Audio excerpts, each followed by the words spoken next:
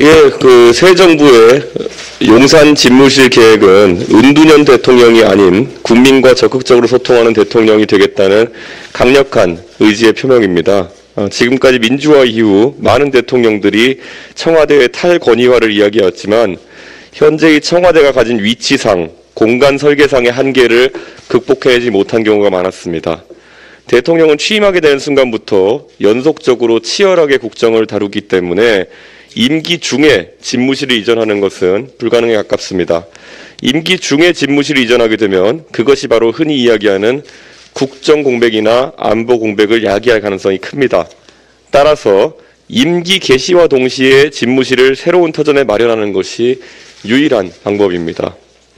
어제 당선인께서 언론과 국민에게 소상하게 집무실 이전의 취지와 입지 선정 근거들을 설명했고 언제든지 추가적인 문의에 대해서도 지속적으로 소통하면서 추진할 의지를 밝혔습니다. 당에서도 이제 입지에 대한 이견보다는 용산 집무실의 성공적인 안착을 위한 건설적인 의견들을 계속 제시해야 할 것입니다. 또한 국회 차원에서도 국방위 등에서 차질 없이 이 계획이 추진될 수 있도록 지원을 아끼지 않아야 합니다. 그리고 오늘은 당의 사무부총장을 두 분 임명하게 되었습니다. 조직부총장으로 강대식 의원님을 모시게 되었습니다. 강대식 의원님은 지방의원과 기초단체장을 역임하셨기에 이번 지방선거에서 큰 기여를 실질적으로 해주실 것으로 기대가 됩니다. 그리고 전략기획부총장으로는 홍철호 전 의원님을 모시게 되었습니다. 홍철호 전 의원님은 특히 이번 지방선거에서 격전지로 떠오르는 경기도 지역에서 의정활동을 하셨기 때문에 경기도 선거에 있어서도 좋은 전략을 많이 기획해 주실 수 있을 것이라고 기대됩니다. 또한 전략기획부총장으로서 국민의당과의 합당 절차를 담임해서 신속하고도 원만하게 추진해 주시기를 기대합니다. 국민의당과의 합당 절차는 저희가 공언한 대로 차질 없이 빠르게 추진될 수 있도록 하겠습니다. 그리고 오늘 지방선거를 대비해 중앙당 공천관리위원장으로 우리 당의 원내 최다선이신 정진석 국회 부의장님을 모시게 되었습니다. 조속히 지방선거 준비를 시작해서 윤석열 정부의 성공을 지방선거 승리로 뒷받침할 수 있도록 하겠습니다. 그리고 어제 최고위원 간담회에서 저희가 지방선거에 대한 주요한 논의를 진행했습니다. 이번 선거에서 개혁 공천을 바탕으로 승리할 수 있도록 저희가 추가적인 논의를 마친 뒤 논의된 사항에 대해서 언론과 국민들께 최종적으로 공표할 수 있도록 하겠습니다. 2017년 4월 24일 민주당은 서울 역사 문화벨트 조성 공약 기획위원회 및 광화문 대통령 공약 기획위원회를 출범시켰습니다. 문재인 당시 민주당 후보의 광화문 대통령 공약을 뒷받침하기 위한 것이었습니다. 문재인 대통령은 그 자리에서 퇴근길에 남대문 시장에 들러 시민들과 소주 한잔 나눌 수 있는, 그러면서 소통할 수 있는 대통령 되겠다.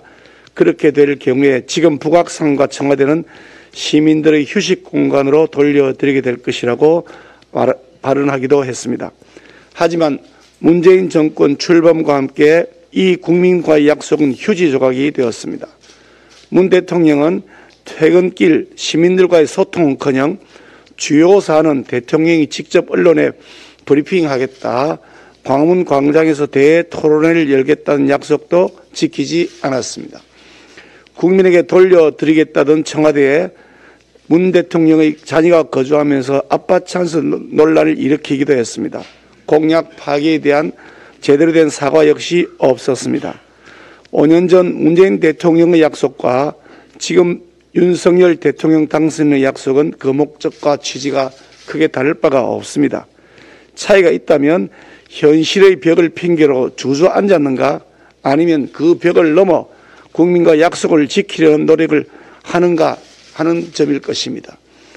탈청와대 추진에 대한 국민들의 우려를 알기에 저 역시 지난 토요일 윤 당선인과 함께 국방부 부지를 둘러봤습니다.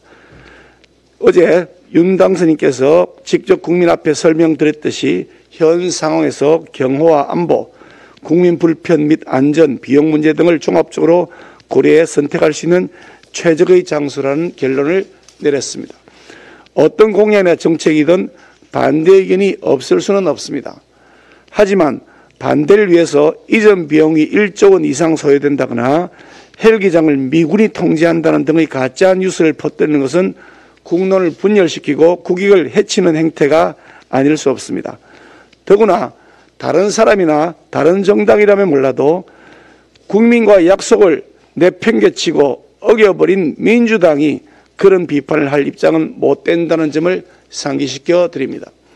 민주당 아직 출범도 하지 않은 새 정권이 발목 잡는 데 혈안이 될 것이 아니라 문재인 대통령이 지키지 못했던 광화문 대통령 약속을 이제라도 지킬 수 있도록 협조해야 마땅할 것입니다. 진짜 정치 개혁은 협치에 있다는 점을 다시 한번 상기시켜 드립니다.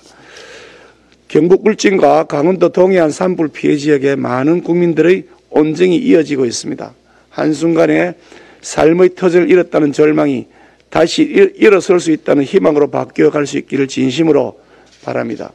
우리 국민의힘은 당 차원의 복구 지원 활동, 구호 물품 전달 등 선거법 내에서 할 수 있는 모든 지원을 아끼지 않겠습니다. 무엇보다 정부의 신속한 지원이 이루어질 수 있도록 적극 챙겨 나가겠습니다. 특별히 강원 동해안 지역에는 관광업에 종사하는 분들이 많으신데 관광객들이 산불 피해 지역에 방문하는 것이 미안해서 찾아오지 않는다고 걱정하고 계시다는 소식을 들었습니다. 가뜩이나 코로나 장기화로 지역 경제 타격이 큰데 그야말로 엎친 데 덮친 격입니다. 안타까운 상황이 아닐 수가 없습니다. 코로나 확산세가 지속되고 있어서 지금 당장 마음 편히 여행을 다닐 수 있는 상황은 아니지만 혹시라도 여행을 가셔야 될 상황이 된다면 산불 피해 복구를 돕는다는 마음으로 해당 지역 방문을 적극 고려해 주시기를 부탁드립니다. 화마가 빼앗아간 일상을 하루빨리 회복할 수 있도록 국민 여러분들이 많은 관심과 응원을 부탁드립니다. 우리 국민의힘도 산불 피해 지역의 희망이 다시 만들어지는데 함께할 것임을 약속드립니다. 변화와 혁신은 참으로 어려운 것입니다. 기득권의 저항, 막연한 두려움과 걱정이 크기 때문입니다. 새 대통령 집무실에 대한 청사진을 윤석열 대통령 당선인이 직접 공개했습니다. 미국 백악관 같은 공간으로 변화하고 혁신하겠다는 것입니다. 대통령이 소통을 위해 청와대를 나와야 한다는 것은 김영삼 대통령 때부터 공감이 있었습니다. 대통령 집무실 이전에 가장 적극적이었던 분은 더불어민주당이 배출한 문재인 대통령이었습니다. 더불어민주당은 정략적으로 안보 공백을 문제 삼고 있습니다. 그러나 안보 공백을 거론할 자격이 있는지부터 헤아려 보는 것이 순서일 것입니다. 아울러 대통령 집무실 이전 문제까지도 내로남불식이어서야 되겠습니까? 공정과 상식이 살아 숨쉬는 새로운 시대를 향한 변화와 혁신이 본격화됐습니다. 윤석열 대통령 당선인은 어제 기자들 앞에서 직접 발표했고 45분간 20여 개의 질문도 직접 받고 답했습니다. 소통하는 대통령이란 약속 역시 실천에 옮겨지고 있습니다. 존경하는 국민 여러분, 진실로 새로운 시대를 열기 위해서는 흑색선전, 선전선동부터 뿌리 뽑아야 합니다. 진실로 새로운 시대를 열기 위해서는 막연한 두려움과 우려를 떨쳐내야 합니다. 세계에서 가장 공격적인 방역 정책을 시행했던 나라 대한민국이 전 세계 1일 확진자 수를 기록하자 집단적인 무관심으로 대응하고 있다. 최근에 뉴욕타임즈의 보도입니다. 어제 문재인 정부가 국민보고라는 온라인 국정백서를 청와대 홈피에 공개했습니다.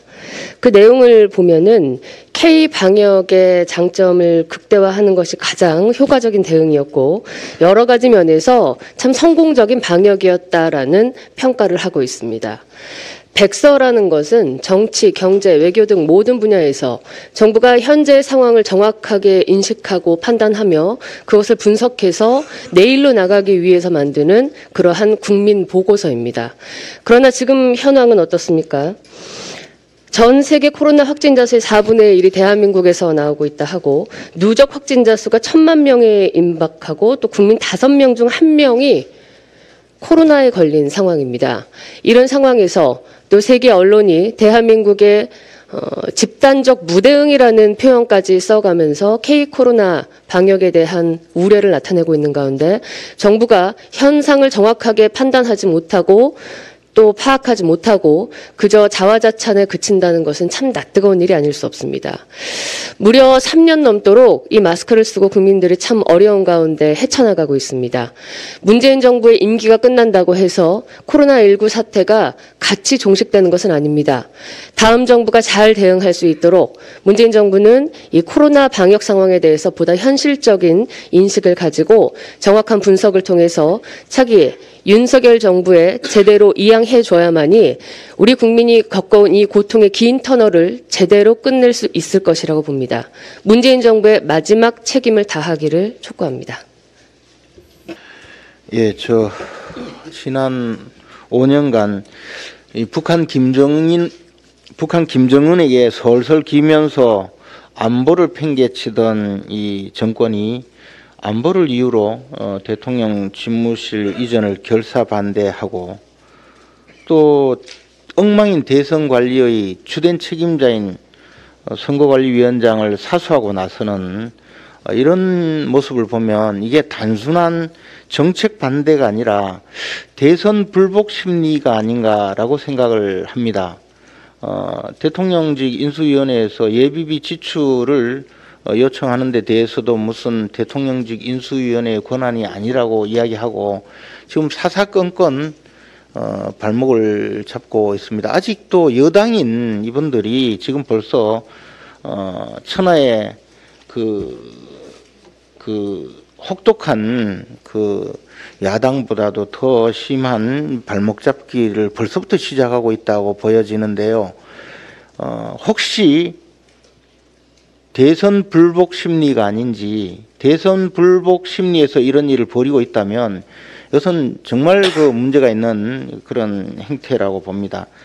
무슨 대통령 집무실 이전에 1조 원이 넘게 들어간다는 헛소문이나 내고 사사건건 방해하고 있는 이 문제는 앞으로 우리 국민적인 지탄을 받을 것이고 국민으로부터 큰 심판을 받을 것이라고 경고합니다.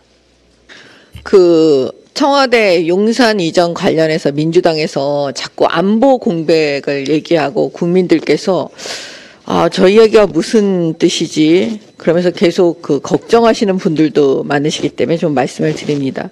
제가 국방위를 좀 오래 했는데 가장 핵심적인 거는 지금 국방부와 합참은 용산에 있고 각군본부는 계룡대에 있습니다. 그래서 이게 떨어져 있어요. 사실은 군대 내에서도 이거를 한 군대, 한 지역, 같은 지역으로 다 모아야 한다는 얘기가 굉장히 많이 있었습니다. 근데 과연 이걸 누가 어떤 방식으로 손댈 건지 그런 이야기들만 있고 실행할 수 있는 사람이 나타나지를 않았던 거였어요, 지금까지. 그래서 이것만 보더라도 이번 기회에 사실은 이 국방부, 그 다음에 합참, 그 다음에 각군본부 이 부분에 대해서 어떻게 지금 할 건지 조정할 건지 하는 기회로 삼았으면 너무 좋고, 이게 무슨 안보 공백하고는 아무 상관이 없습니다, 사실. 그리고 민주당이 너무나 스스로 잘 알고 있을 겁니다. 그 다음에 미 8군 용산 기지에 있던 미군 부대가 평택으로 갈 때 민주당이 안보 공백 얘기했습니까? 그때 얘기했다면 그래도 어느 정도 민주당 말을 들어주고 싶은데 그때는 빨리 나가라고 난리를 치시던 분들이 지금 안보 공백을 얘기하니 이게 앞뒤 안 맞는 이 처사에 대해서 진짜 분노합니다.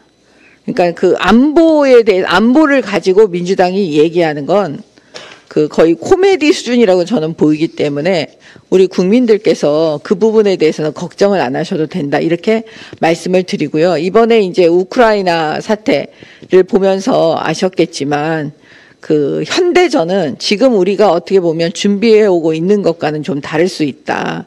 그러니까 이제 국방에 대해서도 이 현대전 대비해서 무엇을 어떻게 보강하고 할지 국방 개혁까지 함께 가면 참 좋겠다, 또 이런 말씀을 드리고 싶습니다. 이상입니다.